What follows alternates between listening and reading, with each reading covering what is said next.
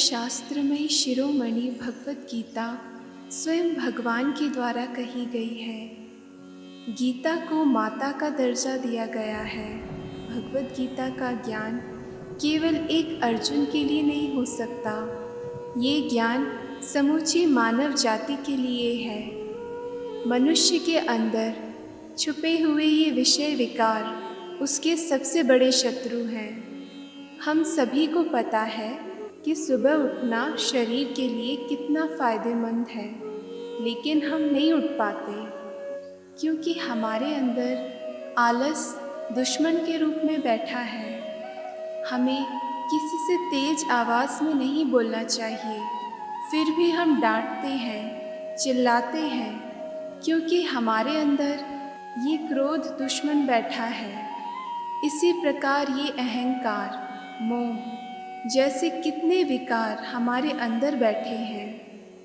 श्रीमद् भगवत गीता का ज्ञान हमें इन दुश्मनों से युद्ध करने के लिए प्रेरित करता है। इस ज्ञान को इस तरह से लिया जाए तो ये सबका कल्याण कर सकेगा। यदि इसको सिर्फ ये समझकर सुना गया कि ये तो भगवान ने सिर्फ अर्जुन को कहा था ताकि वह अधर्म के पक्ष में खड़े अपने परिवार वालों से युद्ध कर सके, तो यह ज्ञान उनके लिए शक्ति नहीं बन सकेगा। हमारा धर्म है शांति, प्रेम। जो भी विषय विकार हमें हमारे धर्म पर चलने से रोक रहे हैं, हमें उनसे युद्ध करना है। असल में ये एक आंतरिक युद्ध है। अभी तक आपने बहुत बार गीता सुनी व पढ़ी होगी, जिसका जितना फ़ायदा मिलना चाहिए उतना शायद सभी को ना मिला हो, क्योंकि गीता का ज्ञान जितना सुनना ज़रूरी है उतना ही ज़रूरी है उसे अपने जीवन में लाना। तो हम पूरा प्रयास करेंगे आपको इसका प्रैक्टिकल रूप बता सकें, कैसे हम हर दिन इस ज्ञान को इस्तेमाल कर सकते हैं, जिससे हमारे जीवन में जो भी विघ्न बाधाएं आती हैं उनका सही तरह से सामना कर सकें। सभी कर्म करते हुए हल्के रह सकें। सत्य ज्ञान एक प्रकाश की तरह है जो हमें सही राह दिखाता है। तो चलिए गीता ज्ञान को एक नए रूप में देखते हैं और अपना जीवन परिवर्तन करते हैं। अध्याय 1। धृतराष्ट्र उवाच। धर्मक्षेत्रे कुरुक्षेत्रे समवेतायुयुत्सवः मामकाः पांडवाश्चैव किम कुर्वत संजय।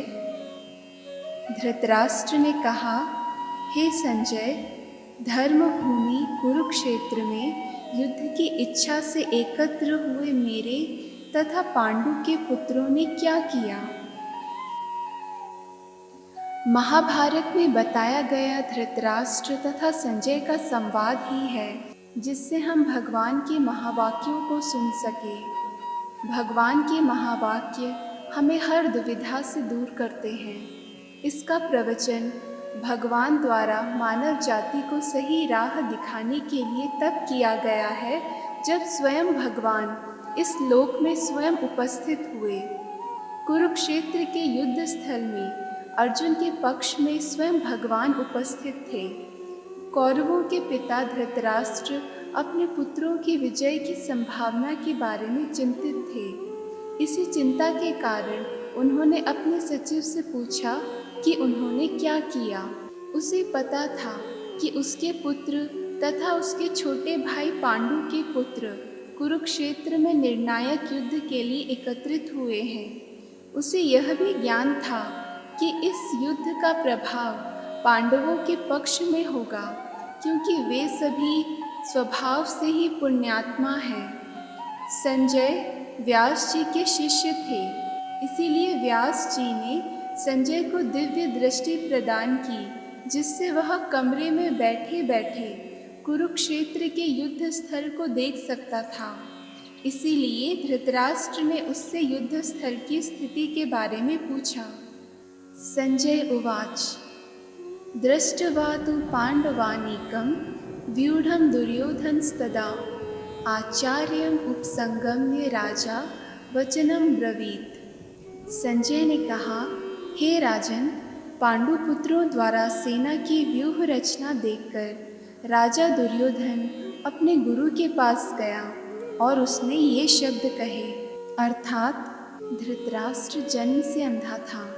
दुर्भाग्यवश वह आध्यात्मिक दृष्टि से भी अंधा था। उसे पता था कि उसी की ही तरह उसके पुत्र भी धर्म के मामले में अंधे हैं। उसे विश्वास था कि अब पांडवों के साथ कोई समझौता नहीं कर पाएंगे।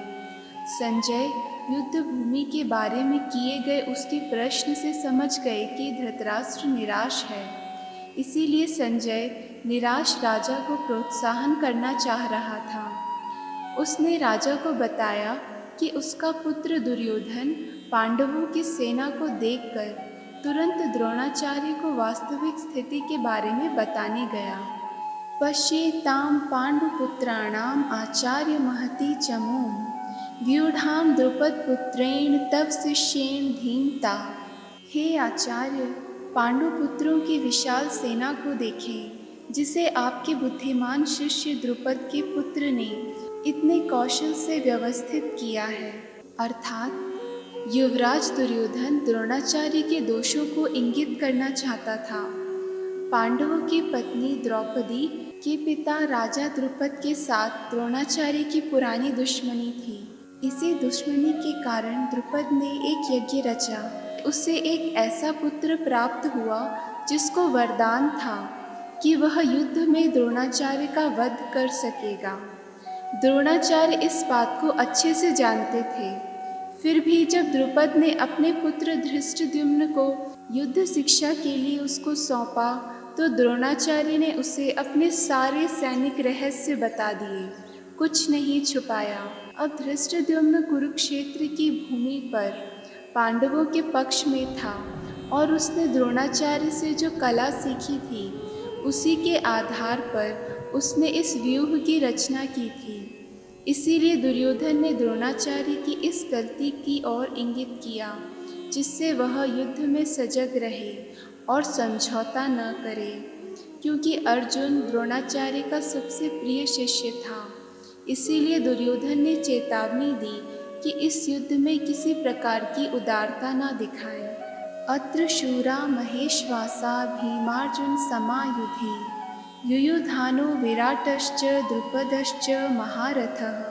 इस सेना में भीम तथा अर्जुन के समान युद्ध करने वाले अनेक वीर धुरंधर हैं, यथा महारथी युयुधान, विराट तथा द्रुपद। यूँ तो द्रोणाचार्य की महान शक्ति के सामने धृष्टद्युम्न इतना बड़ा बाधक नहीं था, परंतु ऐसे अनेक योद्धा थे जिनसे डर था।